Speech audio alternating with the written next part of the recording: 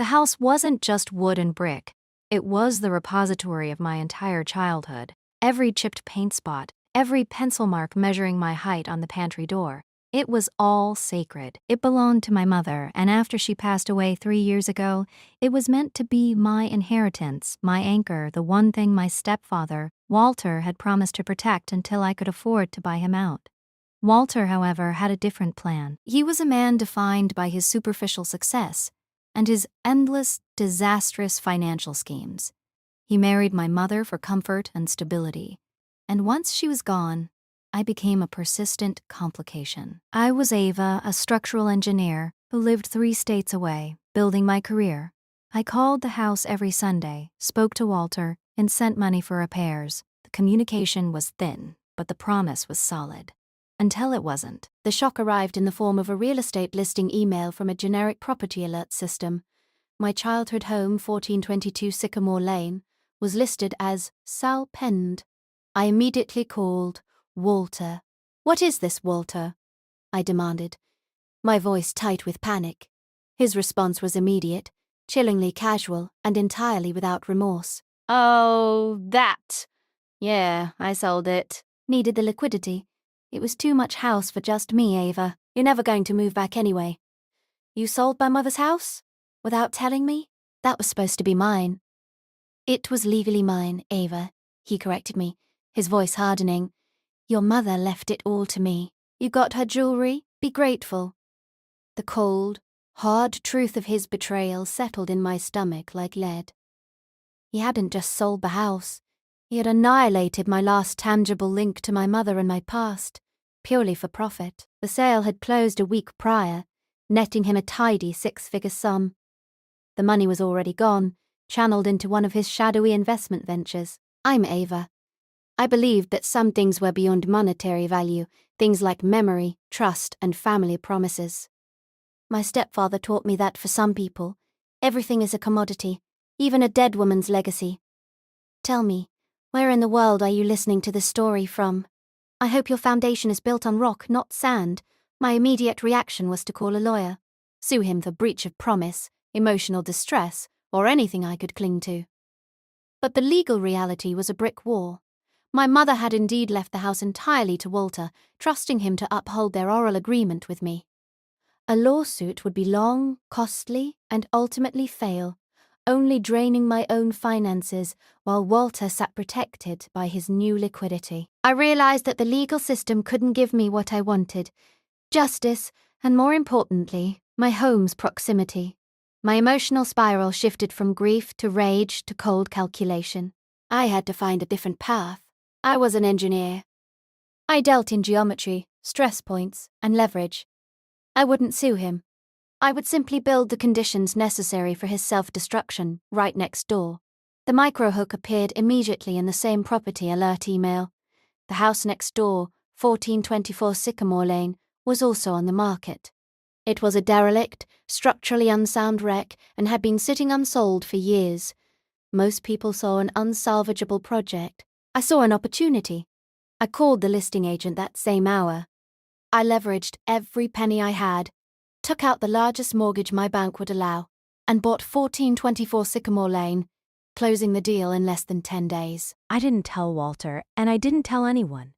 My new property shared a long, continuous, and highly problematic boundary with my old house. The house Walter had just sold to a nice, unsuspecting couple named the Millers.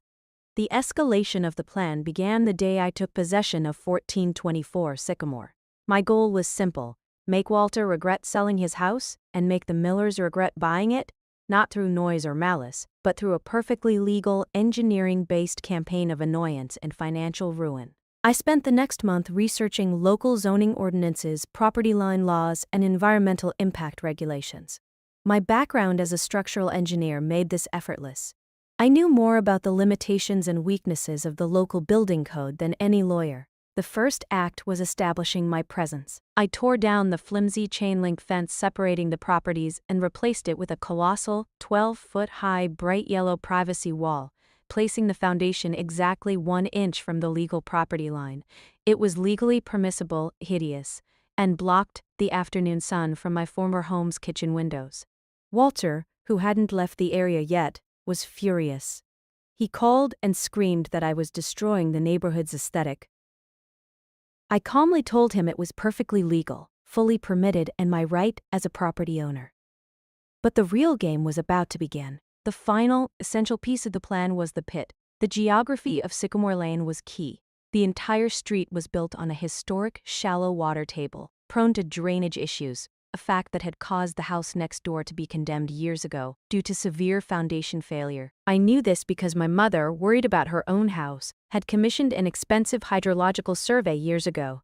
My revenge would be named the excavation. I contacted a specialized heavy equipment company under the guise of starting a massive residential foundation repair project and secured the necessary permits for major groundworks. My plan was to dig a trench wide and deep, precisely parallel to the Millers' property line, and then use that trench to create a permanent catastrophic drainage problem for the house I used to call home.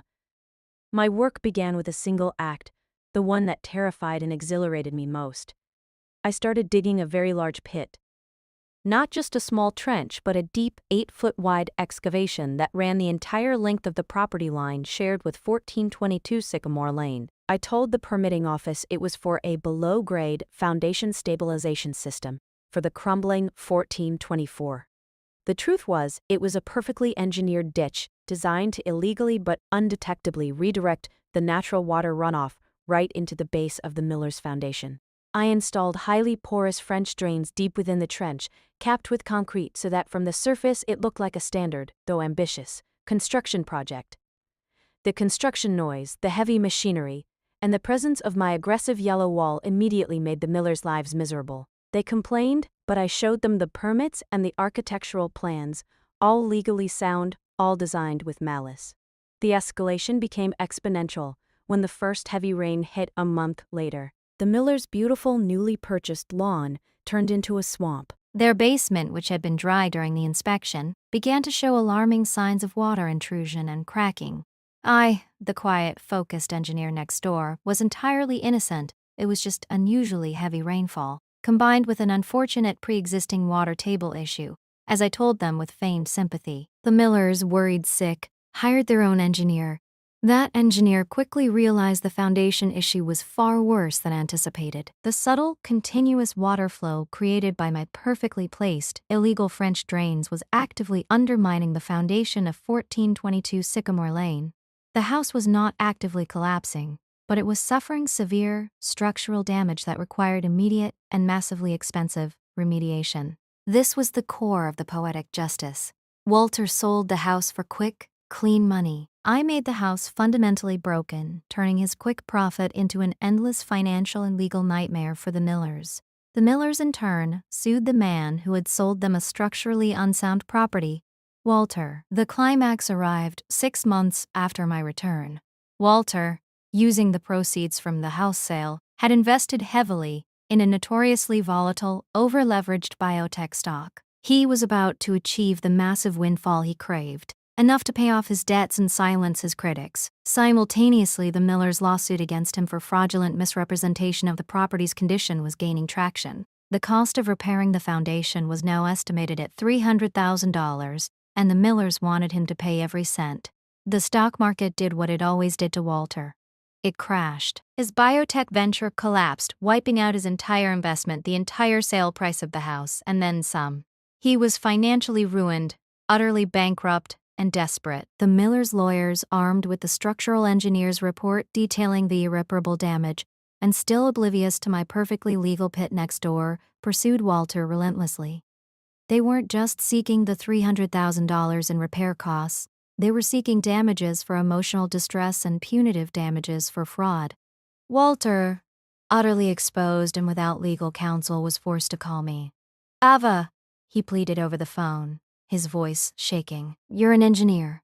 You know the property. You have to help me. If I lose this lawsuit, I lose everything. Tell them the damage is old. Tell them it's the Millers' fault."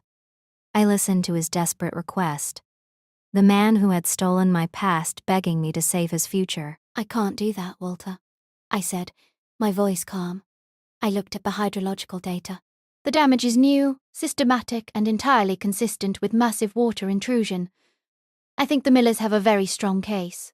But the pit, the digging, you started that project right when the damage started, he argued, finally grasping at the true cause of his ruin. My foundation stabilization system is fully permitted, Walter. It's perfectly legal, I said, a faint smile touching my lips. The fact that your property couldn't handle the normal local water table is a pre-existing structural flaw, a flaw that you failed to disclose when you sold the house.